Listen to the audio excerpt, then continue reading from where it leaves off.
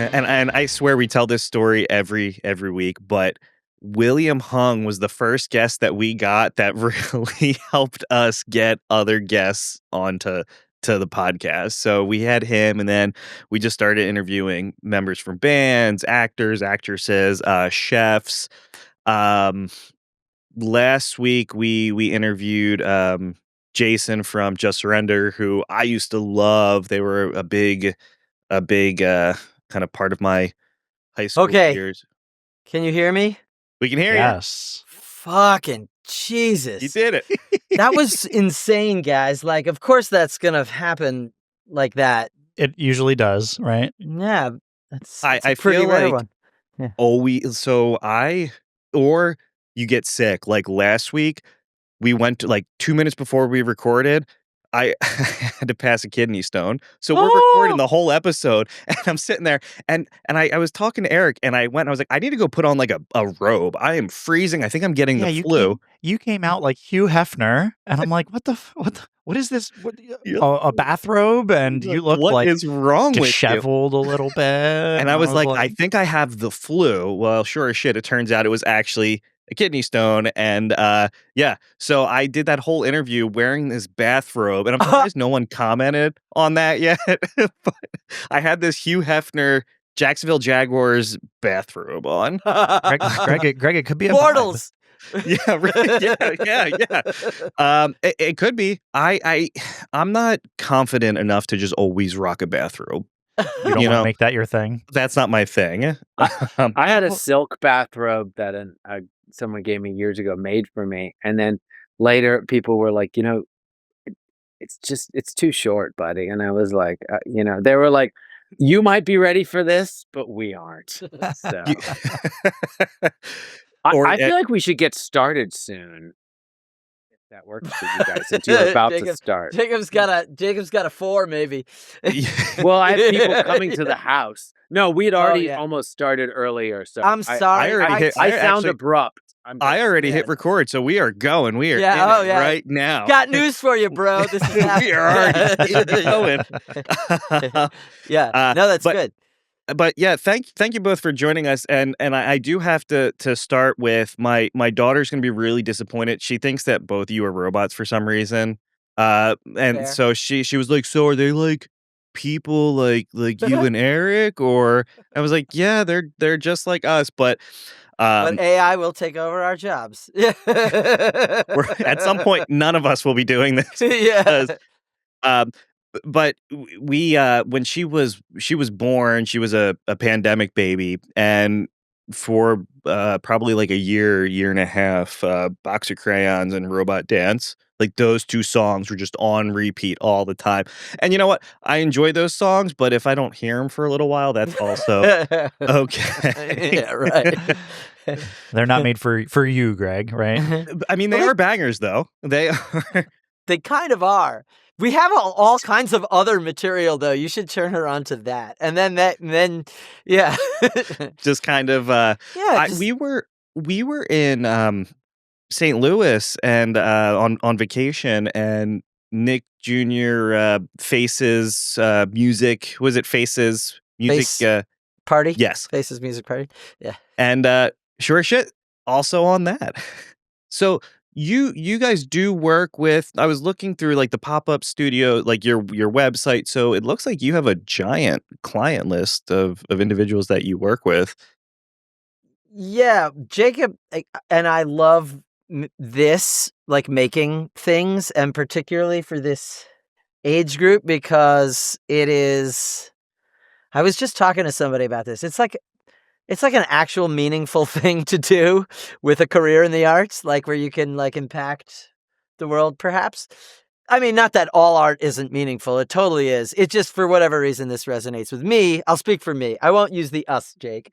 But then, yeah, so like the way to make a living is to be pretty diverse. And we've made a living being pretty diverse. And so like we make things for all kinds of shows and things and institutions and whatever people want to make.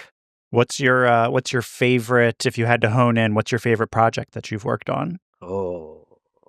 Well, our own stuff is definitely always my favorite stuff. Sure. It's true. Yeah. Otherwise, Yep. we're pretty lucky. And this is another thing, like people in children's media tend to be pretty awesome and of a type. So you're kind of always playing in the sandbox with other kids like you. That's how I see it. So it's like there's a vibe kind of wherever you go, and you can kind of get with whoever on whatever wavelength they're on. It's rare when you get a kid's property that you're like, I don't like these people. It just like doesn't happen very much. It's funny. I remember one year when we were nominated for a Grammy, I ended up at a producer's party. I don't know, a party with a bunch of producers that a friend of mine knew. It wasn't something Jason was at.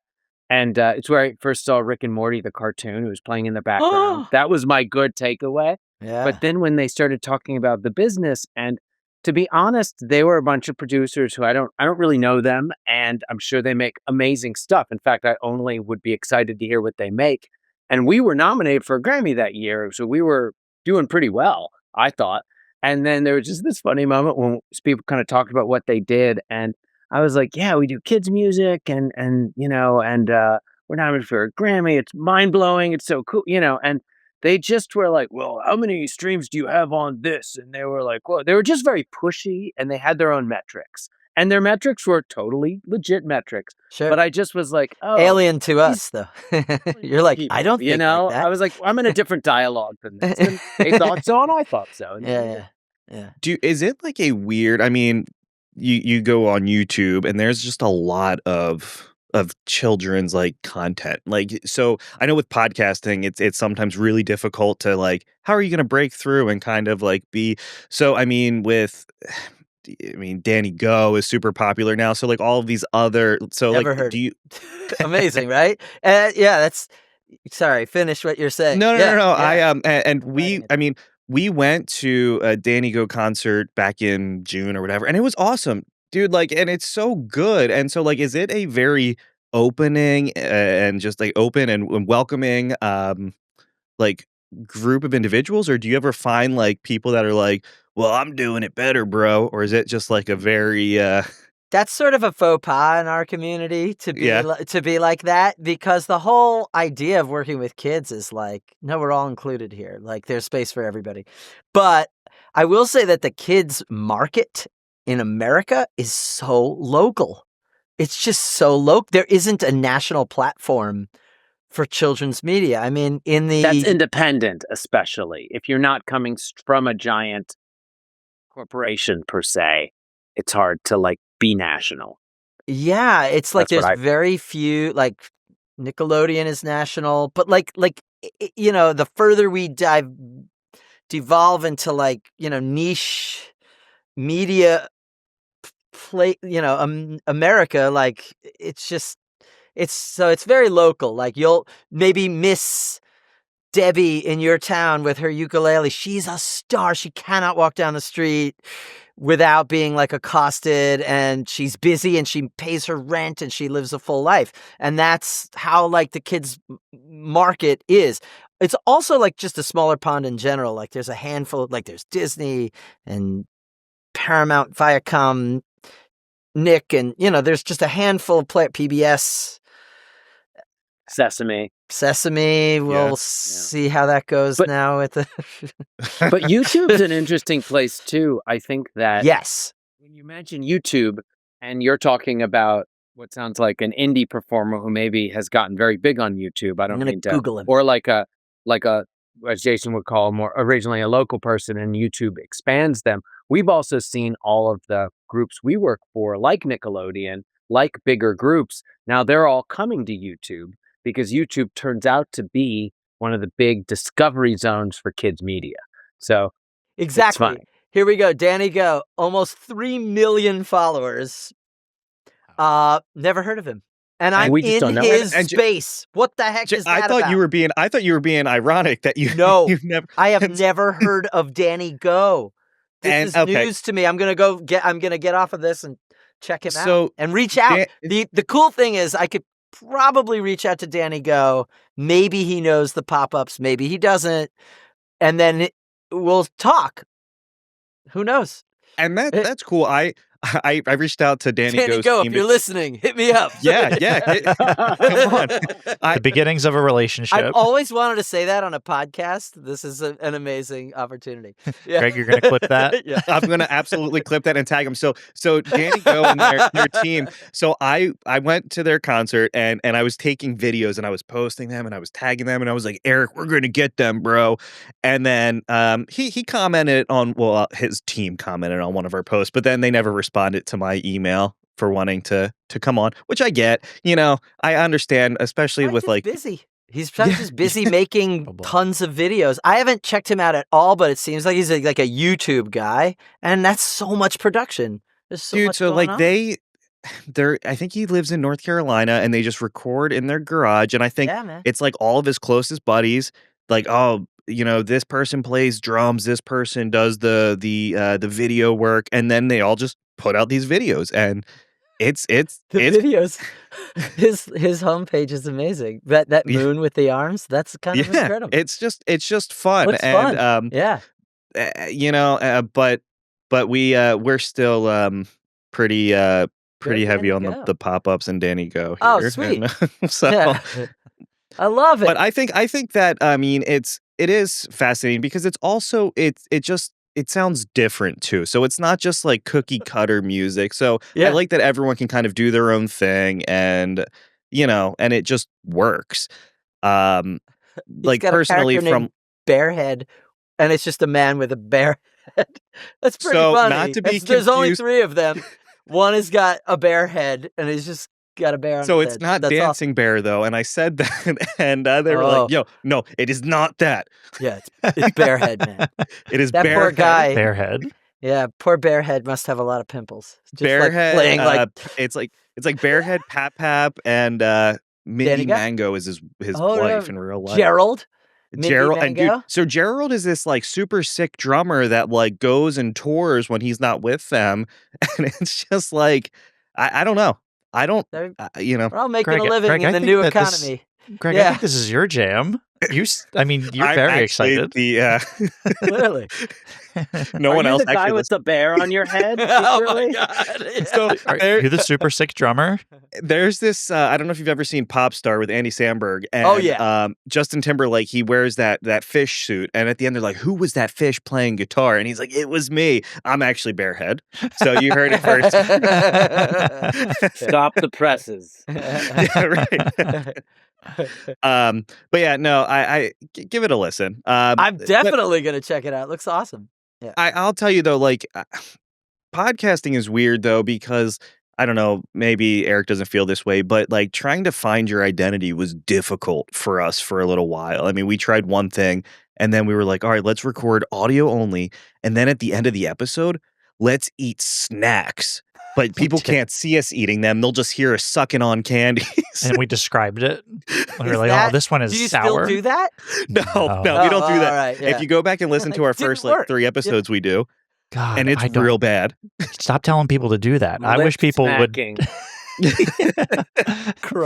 just lip smacking. That's funny. I was actually just has that thing in their chest, and you're like, "Could you just swallow? Because I can just hear that you need to clear your throat. You've got a little gurgle here." Yeah, and for whatever reason, we decided to do like each week we would say, all right, let's do like a different like ethnic type of snack. So we would have to find like, oh, this is an Asian grocer. Let's get snacks here that we don't know what they are, and then I don't know why that was our thing. So where did you settle? What's your thing? Honestly, okay. World Series side. Still figuring it out. Yeah. Okay. Doing it live. Sure. Yeah. I feel so. You know what we did start doing? We started doing the unscripted and then kind of more of the hangout feel, and I think it really started. We did like a joint show with Jarrett from Bowling for Soup, his podcast, and so and it was just the 4 of us. It was Eric, Jarrett, Gary, and I, and we just hung out and just talked about like life and things that interest us, and then we realized that it just was more comfortable, and it just the content was better, and it wasn't so forced. I mean, I can go into ChatGPT and say, give me 10 interview questions, which we used to do. And We definitely did. it was just kind of, well, and then we would plan the whole episode around that. So we would say, okay, this question, according to ChatGPT, should take 3 to 4 minutes. And then someone would say, yes. And then it's like, well, dude, I don't know what to do now for 3 to 4 minutes because you were supposed to One of these. Come on. But we do not eat on camera. However, Eric was eating before I had a little you bean jumped burrito. in. I was so hungry and I wanted to put a little hot sauce, and I said I was eating, and I jumped on and I was like, is it rude to eat it during like an interview or so? And he was like, yes. And what were you saying? That So there was an the podcast with Jason Bateman. Yeah. Smartless. Yes. I guess Daniel Craig came on and he was like in between like press shoots. So he had to sit down and eat during. And apparently people were like, this is the worst shit. I am not listening to this show anymore because he sat there and ate in our ears. Do you think that that's actually like, would that turn you off of something if someone was eating into the microphone? I know that that's a thing that people have, and there's a word for it, some fancy word, $2 word for like where you don't like the sound of people eating. And I think a lot of people don't like the sound of people eating. One of my best friends, Gravy. Do you know Gravy, Jake? Oh, yeah. So shout I out love Gravy, DJ Gravy. He's Yo, amazing. DJ Gravy. Shout out. Like one of my best buddies growing up, man, he could not even sit at the same table as me while I was eating because he's like, dude, you're the loudest eater. Like, dude, it's disgusting. Dude, that's disgusting, man. Like, I can't even sit next to you, man. And he would like berate me just for merely eating. So yeah, I know that people get sensitive about it. So it doesn't surprise me that people don't want to hear that. It's a very intimate space, like people feel close to people on audio because they're right in your ears. And then sometimes they're eating inside your ear canal. I think it can be a little wet, a little moist. And so, yeah, apparently he was eating something that was quite like, I don't know if he was Nasty. eating like pasta or something that had like slurping. That's a weird also like choice to eat. If I'm on the go, you got to eat something that's like probably like a burrito, maybe a hot dog. I don't know. I feel like spaghetti is kind What's of that, rough. a walking taco? Right? Where you put the meat into the bag of Bag of chips. chips. Yeah. Oh yeah. That's Sure. a And thing. you can just take it and just eat out of it, right? That's a thing, yeah. So my daughter came home from. I think that Daniel Craig gets a pass, right? Like, I mean, I he's guess not, James maybe- Bond. Well, he was James Bond. He's not James Bond anymore. well, he's James So- Bond until they get a new James Bond. That's He's true. what's his name? The Knives Out detective. Oh, love to my that. family. He's so One good and- as that. Those movies were so good. Are they doing I- another one? Yeah, a third. Yeah, A third is Netflix. coming out. I think Netflix bought the rights to. I was actually I bought tickets to Macbeth, and I think Daniel Craig. It was like he had this 2-week stay on Broadway. Was he and then- Macbeth? What's that? Nothing. Stupid. And then in true Greg fashion, I ended up selling them and not going. You love not going to a thing. I know. But But then you made a choice, if you could go and you choose not to go, that's a power move. Well, because then I'd probably have to get train tickets. Then I have to go from Wilmington, Delaware, catch a Ooh. train. Yeah, that's a It's schlep. a lot. Train. So how did you two meet? Have you guys been friends for forever? Or I've got a is good this, story. This is our origin story. Both Jacob and I were writing content for infant toddler music programs in Manhattan. And he, through a friend, well, you could say this part if you want. I don't want to. You do yours and I'll do mine. Okay, basically, he hired me and 3 other people to be in a band, an on-stage band for his one-man Passover puppet musical show. And he had like a case full of puppets, and he was just like one guy like talking to himself, like acting like a lunatic. And we were 4 people standing there playing music. And I thought, wow, he's that guy. He's my kind of crazy. And I asked if he would want to hang out and make some music. And we like had a spring break, and it was like we got together every night that spring break and wrote a whole album, the first album called Outside Voices, and it had some legs, and that was that. That's we were it was so it was constricting to write for others, and then we thought, what if we didn't have to constrict ourselves? What if we could be as zany as we wanted and like real? And it was I remember the experience as being cathartically freeing and wonderful. And that's pretty much what we still do when we get together, which we're working on our first album now in like 5 years. And every time we get together, it is the best thing ever. It's just the best. Because you're goofy in the way that is so real to who you are at the core of you, and that's that.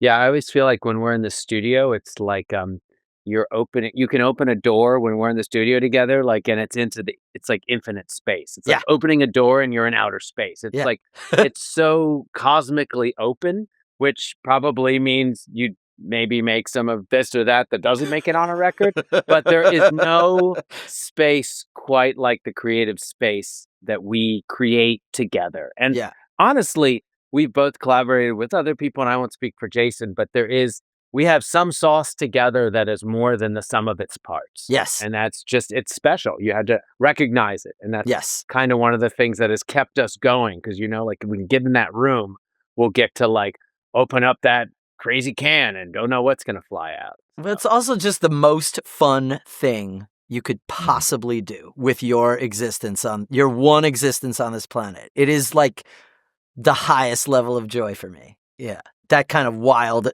creative exploration. It's so fun. Yeah, you're making things for kids that are like, they're in their formative years. Like they're going to things.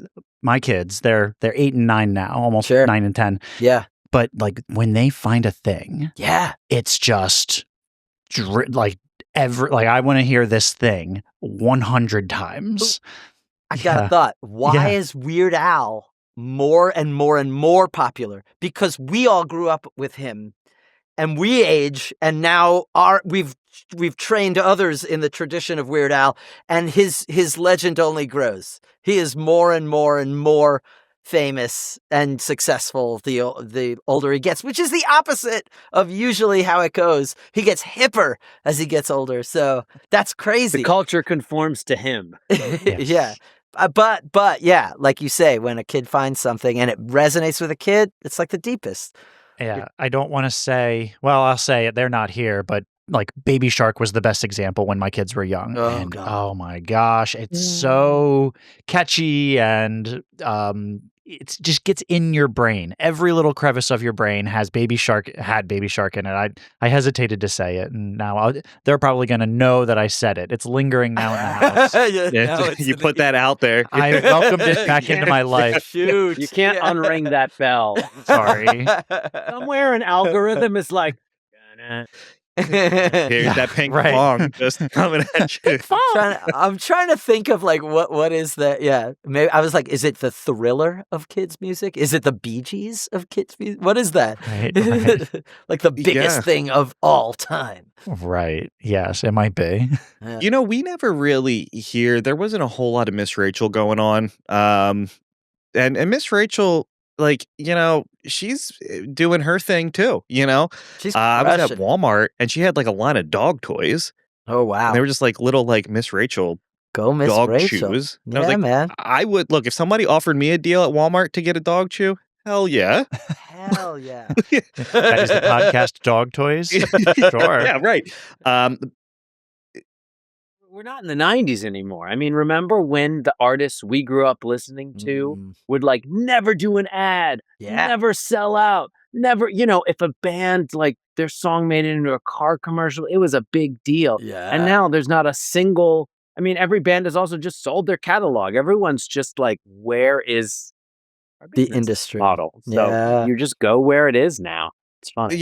That's interesting. Like, I think it was Good Charlotte when they dropped their first like big album, and I remember they in Hot Topic had like a thermos and a pencil set. And my sister she's like, how could they do this? They're a bunch of sellouts. But yeah, it was anti man, but now it's, and I think it was maybe Derek from Sum 41 or someone was talking about like, all right, well, I can either get paid $350 million now or maybe it was like D. Snyder actually. And he was on Steve-O's podcast and he was saying like, hey, I could make 200 million and get this after taxes, or over this amount of years, I could maybe get this amount of money. That's why we're all doing it. And you can't blame a guy. We all recognize it and we go, okay, you could absolutely do that. Because nobody wouldn't take that option if they had it themselves. Everyone has taken that option that can, for the most part. And I'm here for it. But I'm glad we kind of live in an age where the sellout thing is okay now. Right. Well, it's got pluses and minuses, right? Sure. They had the luxury of being able to make a living without quote unquote selling out. I mean, it's so funny. If you look at a movie like, what is it, like Singles, or, like the whole Gen X vibe is like, it's anti-selling out. Kurt Cobain couldn't live with himself because he got so popular. And he was like, I can't take it.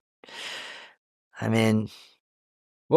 And at that point, maybe you had something to sell as a band because there was a CD that could sell. Right. I mean, I remember buying the CDs when they first came out in the double-sized thing so they fit in the album. Remember at like Tower Records and stuff, CDs had to be tall enough to go in an album in that shelf. plastic there weren't thing. CD shelves. Yeah. And they were like $16 for a CD or like $17, It was a gamble because you would say, oh, I love this song. But there's 12 other songs that I haven't heard, so let's really roll the dice here, and it's either good or sometimes you'd buy, I think I bought Chumbawamba's album because Tub Thumping, that was my shit, and then it was like, oh, God, the rest of this album. Is that the I get knocked down and get up again? Is that's okay. Man. Yeah. Yup. Okay, that's great. That one was dope. I will say, I feel like I drink a whiskey drink. I drink a Is that? Yeah. Yeah. Okay. I drink a whiskey drink. Belle Biv DeVoe, the single. You could buy a single at one point, and then eventually CD singles too. But sure. Yeah. I see a lot of bands now. They'll do like the joint vinyls for like record store day. Well, they'll have like one or two songs, but now we can just go on Apple Music and I can listen to. I think I consume more music now than I did when I had to buy it because I couldn't afford to buy albums. So I'll pay the $39.95 a month or whatever for Apple Music and just listen to bands that I might not have listened to before. The music industry knew this was coming when I was in music school, and we had a professor who would like swear. He's like, when you're older, you'll see it's going to be like a utility bill that you pay and a tap that you open, and it's just going to come out. You want music, any kind of music. It's just you just ask for it, and then there it is in your house, streaming right to your living. He didn't use streaming, of course, because there was no streaming, but like he called it in 1995. I think there's a new transition happening. I've noticed. I do have Spotify as my music library, and I buy from artist band camps or go to concerts when I can. But the Spotify has started doing like it's not quite AI slop, but on the they would send out a release radar of new singles, and in the last 6 months or so, and I would often listen to it, and it would put on like a great 70s thing I'd never heard, a great 80s thing, a new thing, and it was pretty good at giving me stuff I wanted to hear. And then I started to be like, what is that? And I started to dig in, and I had this uncanny feeling that they weren't real songs. And there's been a whole expose recently that Spotify pays less in royalties for a set of labels that make fake, like, there is AI slot versions, and there's also just they bring together real musicians to cut instrumental things in genres. And now when I turn on the release radar, half the bands making kind of legit 70s or 80s funk turn out to be not real at all. And so now I had to turn it off because I would not know if I was listening to something, discovering something, or being fed a bill of AI slop. So we live in a world now where you can't even trust your music. You don't even know if it's real or not. That's wild. Wow. There was a recent couple articles about it. Blew my mind, man. It's legit because Blew they my pay less freaking- royalties to these labels making this stuff, and then they slip it in, and then they Oh they're my God. playlist makers with using more and more of them because they pay less royalties. Oh my God. And you're just like, diabolical. Well, and it's is. crazy too because I feel like whenever you see anyone post about like, hey, here's what I think it was like Snoop Dogg, and he's like, for like 7 billion streams, I made like peanuts. So it's not even like they're paying artists who are getting all these downloads a ton of money, you know? So now No, they're but you making think about the aggregate of like the trillions or whatever tracks that are played, and even if it is 0.01 cent per stream, which I think it is, it's like a 90th of a penny. I don't know if I got that right. Wow. Per stream, or maybe it's 190th of a penny. It's something abysmally small per stream, to where you can get like 10 million streams, and it's like not even $1. It's like, or not even $10 or something. Wow. But if you think about the aggregate of what they're laying out, it's still a lot. Every month, I would imagine they have to shell out. So I could see how when it gets to be that corporate-y, ginormous thing, they would want to do that normal corporate thing, which is profits over people and cut corners. And I don't know. I've always had a problem with it. I think the whole thing is, but it's reality. So what are you going to do? a lot of their big payouts, I think, go straight to labels, and then they do split out for artists. So I will say, I want to give a shout out, though, not that we're supposed to do that, but Sirius XM, Yeah. or if anybody has satellite radio and they have kids and they haven't checked out Kids Place Live, it is truly a bastion. There's some other great Kids Corner out of Philly, but for national kids radio, Kids Place Live has been a really great channel home for 134. us. Yeah, And channel I just 134. want to say the DJs there, and they do a lot of indie artists, and it's really important for our ecosystem of kids music to discover new stuff. I Anyway, would say it's actually like, there would be probably no, I don't know, maybe that's too intense, but there is no overstating the importance of that channel to independent children's music in America. It's given a career to a lot of That's people. great. That and YouTube, I'm sure, right? Like we talked about earlier. Just being able to spread that, and I'll say it again. It's just the over and over and over and over again. But I mean, YouTube genuinely, they'll watch some Netflix TV shows, just like TV shows, just like we would watch like when we were kids, just turn on Nickelodeon or Disney or whatever. But my kids, it's almost only YouTube. And are they watching other children play video games? Because that's what my children are doing. So my son's a big Fortnite fan now. He plays a lot of Fortnite, and if he's not playing it, he's watching people play it. Yeah. And then there's the other like, we're gonna prank these people, like kind of those kinds of shows of things. Like it's just a bunch of kids, and by kids I mean like these guys are probably 19 years. They might be 19 years old. Yeah, they're kids, and I couldn't, because my memory is just crap. Yeah, but my wife will walk in and she'll go, "Oh, who are these twins?" but they're like, they're like hunky looking 19-year-old boys probably, and I go, all right, I think we need to turn this off. But it's just YouTube, and I don't do a great job of blocking things from their YouTube. Like YouTube Kids, my kids quickly found out that they wanted to watch things that like we were watching, so we missed YouTube Kids almost entirely. And I'm like, what are you guys watching now? It's not too late. They're 8 and 9. You could put them on YouTube Kids. It's kind of a walled garden. When I figured out that my kids had way too much access and put them on YouTube Kids. Not my older daughter. She's out in the Wild West, and kids basically out of the bag there. I won't let her watch TikTok, so she just watches TikTok on YouTube. YouTube Reels, right? Isn't it YouTube Reels? Shorts. It's basically shorts. Yes. Anyway, so that's her thing, and the other one just watches Minecraft videos. That's it. And they're like 21-year-old men, young men playing Minecraft, and she's learning things, but she can watch it for hours. And I'm like, what are you watching? She's like, well, I'm learning about a mod. I'm like, give me the iPad. You've had enough. It's crazy. Yeah. We're kind of in that same boat where like my son is 2, so he just wants to watch Blippi. Like that's all we're watching is just Blippi, which that's cool, whatever. He'll go into his little playroom, turn on. But my daughter Isla, like she'll sit in front of, she calls it the Hey Alexa. It's one of those Alexa shows. And she watches these shorts and like I'll sit there and just like be editing at the counter and she's sitting there. But then like some of the stuff that comes through, it's like, if you don't like this video, then your parents are going to burn in hell. Like I'll like look over, or it's like, if you don't like this, then you hate your mom. And it's like, yo, like you can't watch this, you know? So I had to restrict like the shorts because like the stuff that was coming through, I was like, yo, this is not age appropriate for a 5-year-old at all.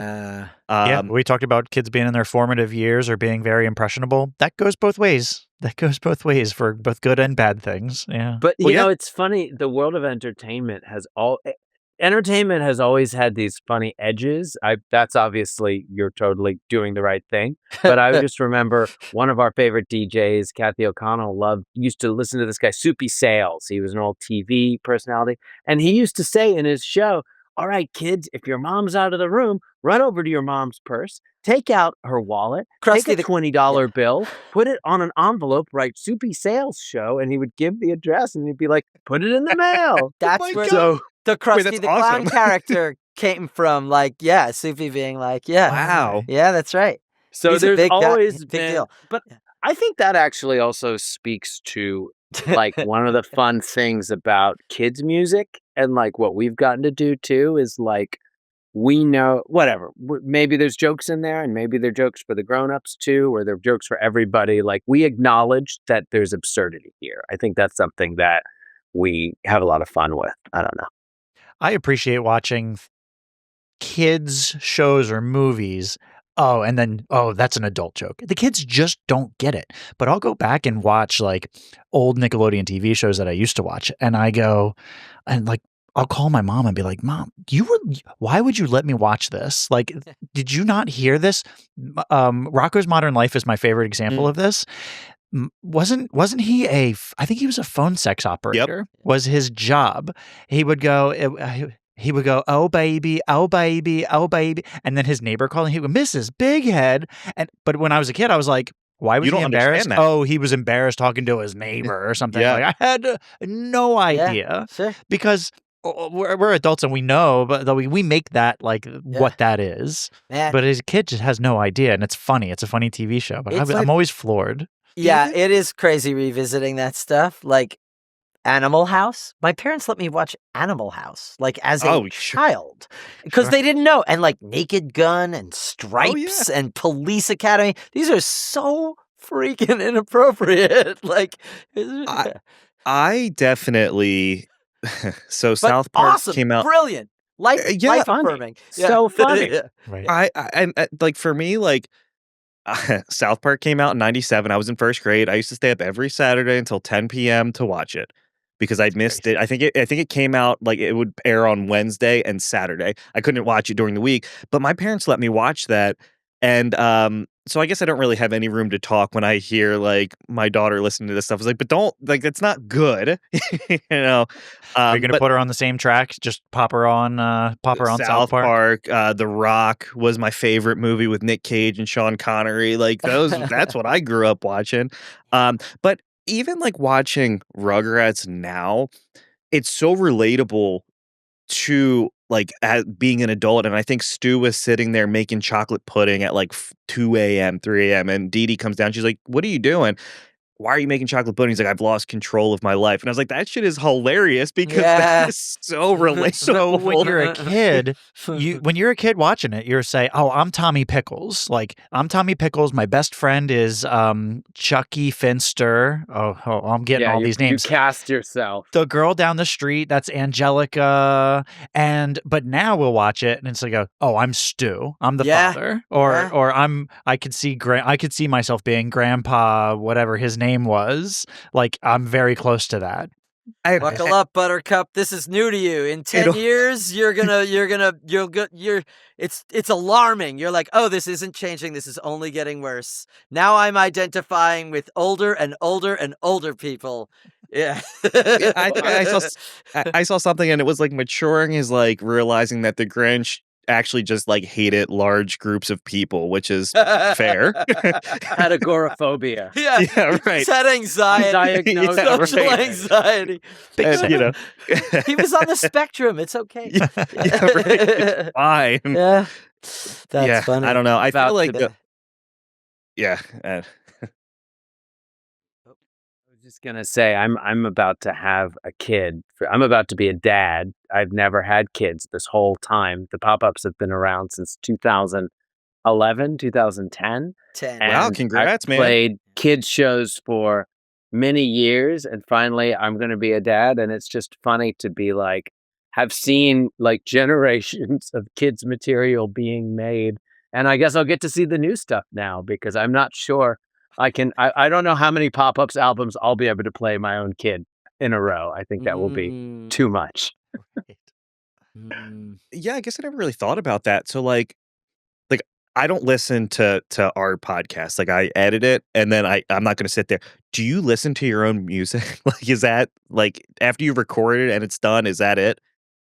Kinda, yeah. Yeah. But occasionally I'll go back and check it out. I mean, Jacob, like he says, like there's so much we have so much unreleased material, and every time I go back and check it out, I'm like, there's like probably 2 full albums worth of just really album quality things that we were for whatever reason we were like, nah, not this one. But it's good. You just want to hold on to it, or I don't know what the heck we're gonna do with it. Actually, our last album, Giants of Science, was supposed to be, we were going through kind of a business transition, and it was going to be the pop-up swan song was the decision. We were just going to release all our unreleased tracks. But then when we got in the studio, we just kept writing new stuff, and then there wasn't any room for the old unreleased stuff. So it just kind of, it's the long tail of creativity. But every artist has that, I think. There's always the vault. Stuff. The Vault. Decade by Neil Young. There was all kinds of weird stuff on there that was so cool. And I don't know, like people get there. We interviewed someone last week and he said that the songs that they dropped in like 2021, 2022 were recorded like 6 years ago, and like it just had all this music and just the right time to release it. And I hear all the time, I think it was like the guitarist of Story of the Year, and he's like, all right, I wrote 100 songs and we're going to pick 10 for this new album. That's like mind blowing to me, but I get it. Challenging. Yeah. It's challenging, but it's cool. Yeah. And nowadays we find like we're both, the pop-ups has become like kind of a bigger entity, and it's not like the band part is like, it's fairly negligible in honesty. I wouldn't say negligible, but it's not the focus. So like now we're busy. We're both very busy. So like finding time to even go make that music, which, is just for us really. And, whoever else cares, which is not nothing, but it's not the main thing. So like that, that's a whole new needle to thread. We were doing this pretty full time for a long time, and now we're sort of, When you guys do record, is it just the two of you, or do you bring anyone else in, or are you're doing it all? It's just us. Usually we'll hire a drummer, my amazing drummer, Kenneth Salters, or shout out Ken Salters. Shout out Ken Salters. And like we have horns, I don't do any horns, so we hire horns and like, anything orchestral. I have my friend Charlie Rosen, who's an amazing Broadway arranger. Won a bunch of Grammys for the 8-bit big band, and like Broadway stuff and Tonys. Like, Charlie's going to be an EGOT by the time he's 30 for sure. Oh no, maybe he just turned 30. So by the time he's 40. By the time he's anyway, 35. yeah. Wow. And we work with this great producer, Aldwin, who's kind of a mixer genius. He's a genius. Oh, yeah. Can't forget him. Yeah, and I just want to give a shout out to Andy too. Andy Baldwin is the best and a mentor to me for sure. Yeah. So I have a techie question. How do you feel about like kind of moving toward I'm getting away from like the actual like using a guitar amp and going toward the digital kind of interface. How do you feel about like that? Are you like have you noticed a difference in like sound quality or what you're able to get out of that? Are you able to do more when you essentially have a computer at your foot, you know? So, I mean, look, I do a lot at this point. I do a lot of production work and production music, and that the bottom line of that is expedience. And nowadays, software modeling is just insane. It's just night and day. When the pop-up started, Andy, our mentor, guru, bestie, he's the best dude. He's just wild and incredible, and he's got brilliant ears, and he takes our music and mixes it into like the next levels up, and is generous enough with his knowledge. When we first started, we would do everything in analog. We'd have an analog SSL desk and analog, every little plugin, he had the box, and we would use that, and it sounded amazing. And then over the years, the sound was almost it wasn't, you weren't able to tell the difference between, you couldn't even A/B it. Even if you had the best ears in the world, it was hard to tell. And that's when, you just switch over. But I do hear a difference, but also, let's talk about the way we listen to music, because when you stream something on Spotify, you're getting the most down-resed. I listen to things for reference other artists and other mixes, and like it just in here in these speakers, there's no nuance. You could hear the down-res. So people don't even know. You could use an amp. You could use a software amp. No one will ever know. No one will ever know because they're not even listening to it like that. If you had a CD in your car and your car had really good speakers, maybe you could tell.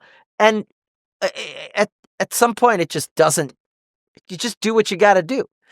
I hear too, like it's popular with touring bands who, I'm overseas and the tubes shattered in my head and now I have no sound, but I got this fractal that I can now bring with me, and it was super expensive, but I can make it sound like whatever. Or I have, this line 6 Helix or whatever. And it sounds almost as good. I think Matty Healy from the 1975 said they are switching over to it, but they can't get like the overdrive to sound and the distortion in that kind of dirty channel to sound as good as it would coming out of, Live is different. Yeah. In the studio, there's a lot more toys to play with and infinite time. Live, I don't know. I would be hard pressed to not use an amp. An amp in a room just sounds delicious. Like, what can you do? Well, you put a mic in front of it. It's great, and you can kind of feel it behind you. I think there's something to be said about that. And it's, I don't want to say eventually. I feel like it's going to be where these multi-effects units and these processing units are so cheap now.